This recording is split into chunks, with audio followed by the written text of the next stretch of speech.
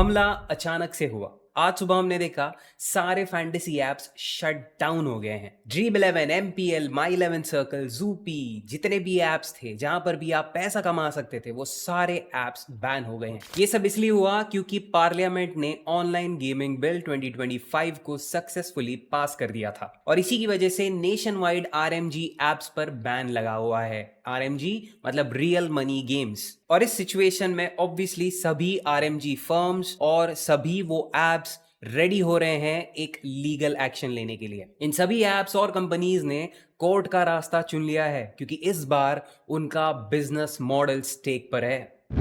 नमस्कार दोस्तों, मेरा नाम आयुष चौधरी और आज मैं आपको बताने वाला हूं कुछ लेटेस्ट अपडेट्स इस ऑनलाइन गेमिंग बिल रिलेटेड। आज 22 अगस्त है और हमें बहुत सारी नई चीजें जानने को मिली हैं। देखो, इस पॉइंट तक क्या क्या चीजें हो चुकी हैं थोड़ा आपको रिकैप दे दूं। सबसे पहले 20 अगस्त को एक बिल इंट्रोड्यूस किया गया था लोकसभा में जिसको तुरंत अप्रूवल मिल गया था। दूसरे दिन राज्यसभा का भी अप्रूवल मिलने के बाद इस बिल को जितना जल्दी हो सके उतना इंपोज किया और तीसरे ही दिन जो कि है 22 अगस्त सारे फैंटेसी एप्स को बैन कर दिया गया। और इसमें सिर्फ फैंटेसी एप्स नहीं आते दोस्तों, इसमें वो सभी एप्स आते हैं जहां पर असली पैसा लगता है। तो चाहे वो गेम ऑफ स्किल हो जैसे कि ड्रीम 11 या फिर चाहे वो गेम ऑफ चांस हो जैसे कि रमी। सो बेसिकली हमारा फैंटेसी स्पोर्ट्स, पोकर कह लो, रमी कह लो या फिर ट्रेडिंग एप्स जैसे कि प्रोबो, इन सभी एप्स पर बैन लग चुका है और इन पर फाइनेंशियल ट्रांजैक्शन की एक लिमिट लगा दी गई है। अब डरो मत, फाइनेंशियल ट्रांजैक्शन की लिमिट एक तरफा है। मतलब जितने भी पैसे आपने अब तक उस ऐप पर बनाए हैं आपके उस वॉलेट में, वो सारे आप विड्रॉ कर सकते हो लेकिन आप अभी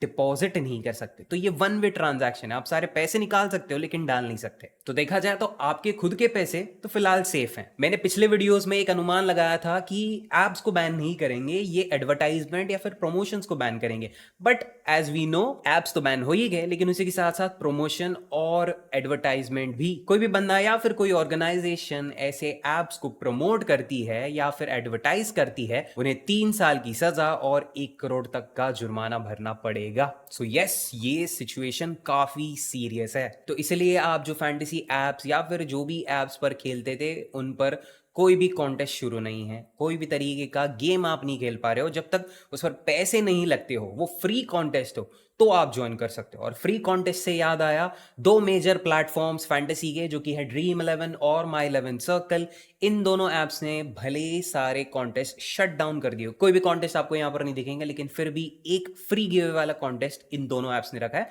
जहां पर आपको आईफोन जीतने का चांस मिल सकता है। इन कॉन्टेस्ट को आप फ्री में ज्वाइन कर सकते हो। जैसे मैंने आपको बताया, आप ना ही यहां पर पैसे लगा सकते हो ना पैसे जीत सकते हो, लेकिन आप आईफोन्स जीत सकते हो क्योंकि वो एक प्राइज है, एक मटीरियल है। अब देखा जाए तो एक खुश खबर हो सकती है क्योंकि आईफोन तो सिर्फ शुरुआत है, यहां पर हम कुछ और भी एडवांसमेंट्स देख सकते हैं प्राइस में। अब वो कैसे, वो तो चलो मैं आपको आगे समझा दूंगा, लेकिन फिलहाल इंडस्ट्री का क्या रिएक्शन है इस लीगल चैलेंज पे। सारे मेजर कंपनी जैसे ड्रीम स्पोर्ट्स, माई 11 सर्कल, जूपी, जितने भी फर्म्स हैं, इन्होंने डिसाइड किया है हम इस बैन को चैलेंज करेंगे कोर्ट में। अगले ही हफ्ते कर्नाटका हाई कोर्ट में एक पिटिशन फाइल करने वाले हैं ये सारी कंपनीज। और ड्रीम 11 के को फाउंडर ने एक रिसेंटली पोस्ट डाली थी जिसकी मदद से हमें काफी अच्छा कॉन्फिडेंस मिला इस ऐप के सर्वाइवेबिलिटी के लिए। उसमें यह कहा गया था कि किसी तरीके का हमने ले ऑफ नहीं किया, मतलब हमने किसी भी एम्प्लॉइज को फायर नहीं किया।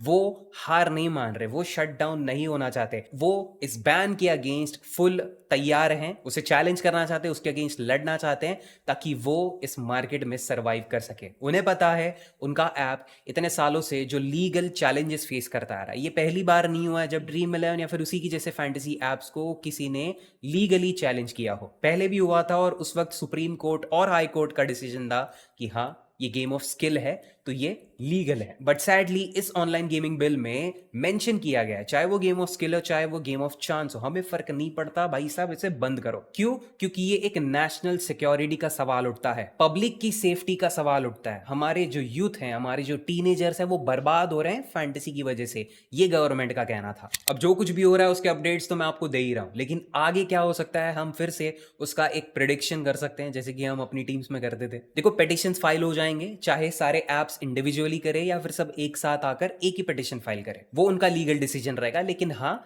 सभी फाइट बैक करेंगे। ड्रीम इलेवन के को फाउंडर की तरफ से जो हमको स्टेटमेंट मिला उससे हमें ये तो पता चलता है कि हाँ, ऐप शट डाउन होना नहीं चाहता। और तो और ये दोनों मेजर ऐप्स माई 11 और ड्रीम 11 ये दोनों चाहते हैं अपने यूजर्स को कनेक्टेड रखना। ठीक है, उन्होंने सब कुछ बंद नहीं किया, उन्होंने फ्री कॉन्टेस्ट रखे हैं, फ्री गिव अवे वाले कॉन्टेस्ट रखे हैं। तो इससे हमें ये तो समझ में आता है कि हाँ, ये एप्स ट्राई तो कर रहे हैं, एटलीस्ट लोगों को एंटरटेन करने की कोशिश कर रहे हैं ऐसे हार्ड टाइम्स में। ऑनलाइन गेमिंग पर ऑलरेडी इतना बड़ा टैक्सेशन लगा हुआ था, उसमें और कुछ नया आपको देखने को मिल सकता है फ्यूचर में। अब वो कितना क्या कैसा रहेगा वो तो चलो आगे पता चल ही जाएगा। कंप्लीटली किसी भी ऐप को बैन करना ये पॉसिबल नहीं है, और अगर ये पॉसिबल हो जाता है तो दोस्तों बहुत गलत होगा। किसी भी चीज को अचानक बैन करने से लोगों में केओस क्रिएट होता है। जो इतने सारे सीरियस लोग थे जिन्होंने ऑलरेडी इतने पैसे लगाए थे, उनके पैसे तो कहीं नहीं गए, लेकिन उन्हें पैसे बनाने हैं भाई, वो कमा रहे थे, एज ए इन्वेस्टर थे, चाहे वो छोटा हो चाहे वो बड़ा हो, उनका डेली अर्निंग बन रहा था। अब एक बार जो आदमी ने पैसा कमाना शुरू कर दिया है वो पीछे हटने की कोशिश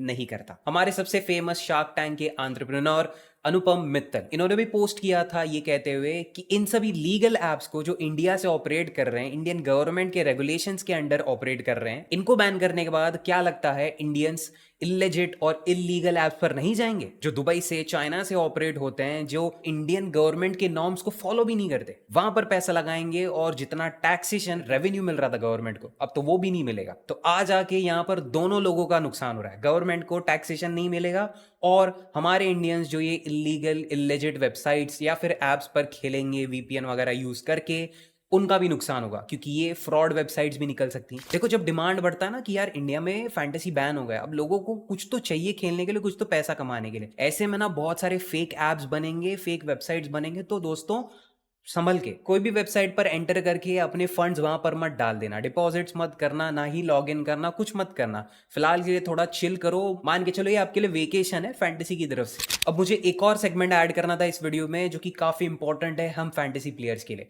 देखो, मुझे पता है मेरी ऑडियंस की स्किल्स कैसी हैं और किस चीज में है, उन्हें पता है एक परफेक्ट टीम कैसे बनाई जाती है। लेकिन यही स्किल्स को अगर आप यूज करते हो पैसे कमाने के लिए, और वही सोर्सेस अगर बंद हो जाए तो वो स्किल्स क्या काम की? तो देखो, आपके जो भी फैंटेसी स्किल्स हैं, फिलहाल वो स्किल्स की मदद से आप सिर्फ और सिर्फ फ्री कॉन्टेस्ट ही खेल सकते हो, जो कि एक लीगल और सेफ ऑप्शन है। उसके अलावा जैसे कि मैंने आपको बताया, बाहर के सोर्सेस हैं, बाहर के ऐप्स हैं जो इंडियन गवर्नमेंट नॉर्म्स के अंडर ऑपरेट नहीं करते, बट वो फ्रॉड भी हो सकते हैं। तो अगर आपको उस रास्ते जाना है तो सोच समझ के कदम डालना, जो कि मैं रेकमेंड नहीं करता कि वहां बिल्कुल जाना चाहिए आपको। और अगर आपको दूसरे तरीके बताऊं तो क्रिप्टो ट्रेडिंग है, स्टॉक ट्रेडिंग है, यहाँ पर आपके पास अगर इनफ नॉलेज है तो आप डेफिनेटली यहाँ पर अच्छा खासा प्रॉफिट्स बना सकते हो, लॉन्ग टर्म प्रॉफिट्स भी बना सकते हो। बाकी आपके पास कोई ऑप्शन नहीं है, सारे वो प्लेटफॉर्म्स ही बंद कर दिए हैं जहां पर आप पैसा बना सकते थे। अब काफी लोगों ने जो सपोर्ट किया था ऑनलाइन गेमिंग बिल को, ये कहते हुए कि हाँ ये बिल सही है, ड्रीम 11 जैसे फैंटेसी ऐप्स को बैन करना चाहिए, माना इन सभी को बैन कर दिया, लेकिन उसी के साथ साथ ऐसे ढेर सारे ऐप्स बैन हुए हैं जहां पर लिटरली आप अपने नॉलेज, आप अपने स्किल्स की मदद से पैसे बना सकते थे, अब नहीं बना पाओगे। तो सोचो एक बार, इस ऑनलाइन गेमिंग बिल की वजह से क्या इफेक्ट हो रहा है आप पर, स्पोर्ट्स पर, इंडियन सिटीजन पर, और जो भी ओवरऑल सेक्टर्स हैं इस नए बिल की वजह से उन पर क्या इंपैक्ट पड़ेगा, वो धीरे धीरे आपको सब पता चल ही जाएगा। और अब तक के लिए हमारे पास इतना ही अपडेट था। आगे जितने भी अपडेट्स आएंगे, कोर्ट की तरफ से अगर कोई डिसीजन या फिर इंटरिम रिलीफ आ जाता है, या फिर गवर्नमेंट की तरफ से कुछ नॉर्म्स आ जाते हैं, कुछ गाइडलाइंस आ जाती हैं, तो उस रिलेटेड मैं अगला वीडियो जल्द ही बनाने की कोशिश करूंगा। तो मेरी सजेशन फिलहाल आपसे एक ही है, चैनल को सब्सक्राइब करते हो जाओ ताकि फ्यूचर अपडेट्स आपसे बिल्कुल मिस ना हो और टाइम पर आपको सारी पता चले। वीडियो अगर आपको पसंद आया हो, इन्फॉर्मेटिव लगा हो, तो लाइक करना, और उससे भी ज्यादा इंपॉर्टेंट है इसे शेयर करना। प्लीज अपने उन दोस्तों के साथ शेयर करो जो इस इन्फॉर्मेशन से जानकार नहीं है। और इतना ही था मेरी तरफ से आज के इस वीडियो के लिए। थैंक यू सो मच दोस्तों for watching till the end, and I will see you in the next one. Bye bye and take care. चलो।